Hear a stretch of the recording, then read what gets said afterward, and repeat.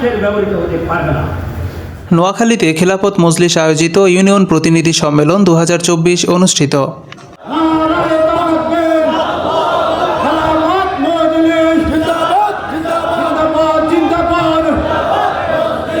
নোয়াখালী থেকে ইমতিয়াজ উদ্দিনের পাঠানো তথ্যচিত্রে বিস্তারিত জানাচ্ছি মাসুম বিল্লাহ।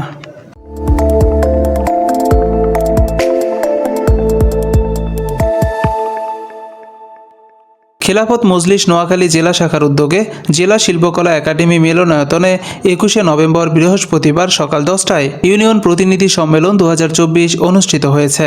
এই অনুষ্ঠানে প্রধান অতিথি হিসেবে বক্তব্য রাখেন শাইখুল হাদিস আল্লামা আব্দুল বাসিত আজাদ।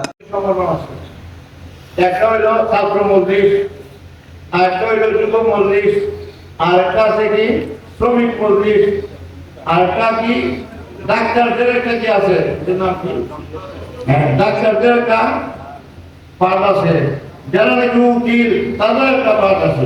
তাহলে যত মানুষ আমরা সব এটা ঢুকে গেছি না, এটা আমরা খেলাফত মজলিস। আমাদের স্লোগান হলো খেলাফত প্রতিষ্ঠার লক্ষ্যে কোনো আন্দোলন। তাহলে খেলাফত আল্লাহর জমিনে কায়েম করা সবাই উঠে কি দায়িত্ব।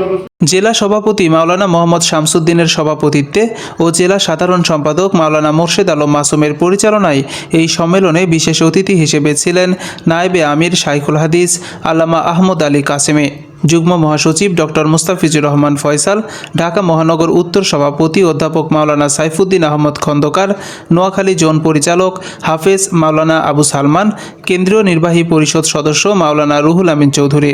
এছাড়াও উপস্থিত ছিলেন খেলাফত মজলিস, ইসলামী যুব মজলিস, শ্রমিক মজলিস, ইসলামী ছাত্র মজলিসের জেলা ও উপজেলার নেতৃবৃন্দ।